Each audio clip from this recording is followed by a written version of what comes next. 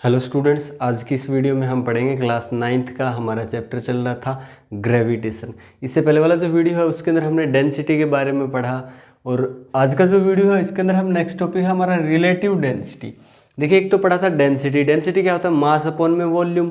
Density क्या बताता है? किसी सब्सटेंस का डेंसिटी ये बताता है कि वो सब्सटेंस जो है ना वो कितना ज़्यादा, अगर किसी का डेंसिटी ज़्यादा मतलब वो सब्सटेंस ज़्यादा डेंस है। अगर उसका डेंसिटी कम है सब्सटेंस का, इसका मतलब वो जो है ना कम डेंस है, यानी उसके अंदर जो मॉलिक्यूल्स है, पार्टिकल है, वो थोड़े सेपरेट है। इतनी बात समझ में आई डेंसिटी का बात।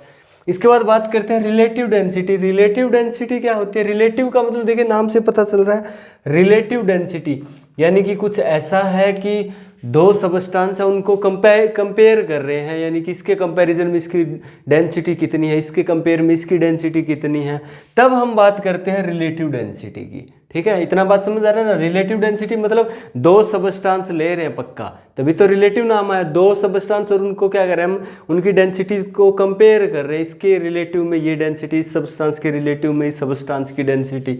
तो रिलेटिव डेंसिटी क्या होता है? The relative density of a substance is the ratio of its density to that of water। यानी किसी सबस्टांस का रिलेटिव डेंसिटी की बात कर रहे हैं तो किसी भी सबस्टांस की रिलेटिव डेंसिटी क्या होती है? रेशियो होता है डेंसिटी का। डेंसिटी का रेशियो कौन कौन सा? उस सबस्टांस की डेंसिटी वाटर के कंपैरिजन में और वाटर की डेंसिटी। ठीक है, यानी कि किसी भी सबस्टांस की रिलेटिव डेंसिटी की बात कर रहे हैं, इसका मतलब उस सबस्टांस की जो डेंसिटी है उसको कंपेयर कर रहे हैं वाटर की डेंसिटी के साथ। बात समझ में आई? अभी धीरे धीरे आ जाएगी, देखते जाइए।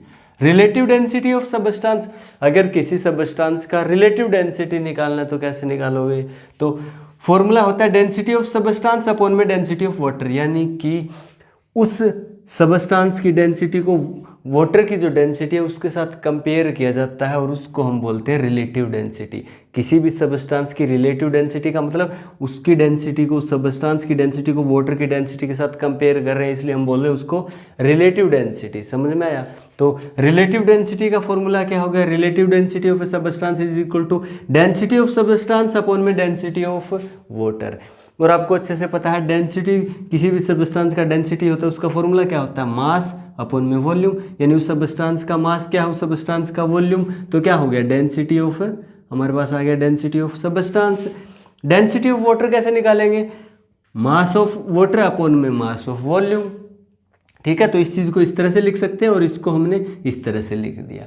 इतनी बात क्लियर। इसके बाद same relative density of a substance is equal to, इसको आगे कैसे सोल्व करेंगे? देखिए, मास ऑफ सबस्टांस अपॉन में मास ऑफ सबस्टांस अपॉन में वॉल्यूम ऑफ सबस्टांस अपॉन में ये है, ये जो है ना इधर चला जाएगा, इधर डिवाइड में, इधर आके मल्टीप्लाई में, इस तरह से चला जाएगा, यानी वॉल्यूम है वो ऊपर चला जाएगा और जो मास ऑफ वाटर है वो नीचे रह जाएगा। यानी हमारे पास आ जाएगा relative density of a substance is equal to mass of substance upon में volume of substance into volume of water upon में मास ऑफ वाटर। तो कोई दिक्कत नहीं होनी चाहिए यहाँ तक। इस तरह का हमारे पास फॉर्मूला आ जाएगा। तो ये फॉर्मूला किसका आ गया? रिलेटिव डेंसिटी का। इसके बाद में अगर हम क्या करें, अगर हम वॉल्यूम ऑफ सबस्टांस और वॉल्यूम ऑफ वाटर बराबर ले लें, यानी कि जितना हमने जिसका हम रिलेटिव डेंसिटी निकाल रहे हैं जिस सबस्टांस की, उस सबस्टांस का वॉल्यूम और वाटर का वॉल्यूम बराबर ले लें स्टूडेंट, बराबर ले लें। तो जैसे रिलेटिव डेंसिटी निकालेंगे फॉर्मूले में पुट करेंगे, तो अगर वॉल्यूम एक जैसा लिया है, सेम वॉल्यूम लिया हुआ है, यहाँ भी सेम है, यहाँ भी सेम है दोनों का, यानी वाटर का और उस सबस्टांस का वॉल्यूम सेम है, तो वॉल्यूम से वॉल्यूम कैंसिल हो जाएगा स्टूडेंट, राइट। और आपके पास बचेगा मास of substance, mass of water. तो यही है हमारे पास डेंसिटी आर, यानी कि रिलेटिव डेंसिटी हमारे पास आ गया।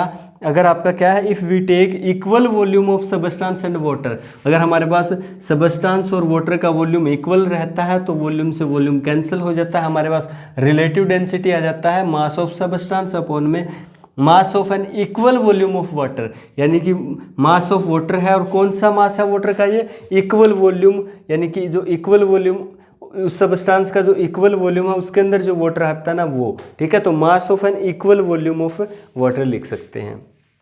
हो गया आपके पास फॉर्मूला आ गया रिलेटिव डेंसिटी का, आप निकाल सकते हो इस तरह से पुट करके। इसके बाद देखिए रिलेटिव डेंसिटी का ऐसा यूनिट क्या होगा? देखिए, रिलेटिव डेंसिटी का कोई भी यूनिट नहीं होता स्टूडेंट। ठीक है, ये यूनिट लेस है। क्यों है यूनिट लेस? क्योंकि एक्चुअल में रिलेटिव डेंसिटी क्या है? दो दो जो चीज़ें हैं यानी कि वाटर और जो हम दूसरा सबस्टांस जो भी ले रहे हैं इन दोनों की डेंसिटी का रेशियो है। देखिए density of substance ratio density of water, दोनों का रेशियो है ना, यानी कि दो सबस्टांस कह सकते हैं कि दो सबस्टांस है उनकी डेंसिटी का रेशियो है। तो डेंसिटी का तो ऐसा यूनिट होता है, डेंसिटी का रेशियो होगा उसका कोई ऐसा यूनिट नहीं होगा। समझ रहे हो ना बात को।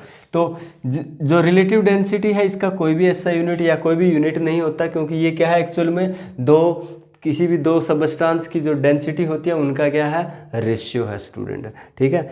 The relative density of a substance express the heaviness of this substance in comparison of water। जो रिलेटिव डेंसिटी होता है ना वो एक्चुअल में क्या बताता है, देखिए अगर किसी सबस्टांस का आपको किसी भी ऑब्जेक्ट का रिलेटिव डेंसिटी निकालना है, इसका मतलब आप क्या ले रहे हो, डेंसिटी ले रहे हो सबस्टांस का अपॉन में डेंसिटी ऑफ वाटर, यानी कि आप देख रहे हो कि वाटर के कंपैरिजन में इस सबस्टांस का डेंसिटी कितना है, उस डेंसिटी को रिलेटिव डेंसिटी बोल रहे हो। ठीक है। दूसरा, अगर आप के पास कोई किसी भी सबस्टांस का रिलेटिव डेंसिटी आ जाती है, इसका मतलब वो क्या आ गया है, रिलेटिव डेंसिटी अगर एक से ज़्यादा आ गई आपकी, तो इसका मतलब एक से जितना ज़्यादा आएगी ना, इसका मतलब आपका जो सबस्टांस है वो वाटर से उतना ज़्यादा हैवी है। अगर रिलेटिव डेंसिटी आपका एक से लेस देन आ जाता है, 1 से लेस देन आ जाता है, इसका मतलब यह है कि आप जो सबस्टांस ले रहे हो उसका डेंसिटी वाटर के डेंसिटी या वाटर का जो डेंसिटी है उसके कंपैरिजन में उतना गुना कम है। अगर आपका रिलेटिव डेंसिटी 1 आ जाता है, इसका मतलब 1 कब आएगा, density of substance density of water equal है, दोनों का डेंसिटी बराबर है, तो रिलेटिव डेंसिटी कितना आएगा, 1 आएगा। तो रिलेटिव डेंसिटी 1 आ रहा है, इसका मतलब क्या हुआ कि दोनों का जो डेंसिटी है वो बराबर है। तो समझ आया ना, रिलेटिव डेंसिटी का मतलब रिलेटिव डेंसिटी एक से जितनी ज़्यादा होगी, यानी कि मान लीजिए कि 3 है किसी सबस्टांस की, इसका मतलब उस सबस्टांस की रिलेटिव डेंसिटी 3, मतलब वो सबस्टांस जो है ना, उस सबस्टांस की जो डेंसिटी है वो वाटर की डेंसिटी से 3 गुना ज़्यादा है। समझ में आई बात। अगर किसी का रिलेटिव डेंसिटी 1/3 आ रहा है, 1/3 मतलब उसका जो रिलेटिव डेंसिटी है वो वाटर के डेंसिटी से कम है, कितना, 1/3 है वाटर के डेंसिटी का।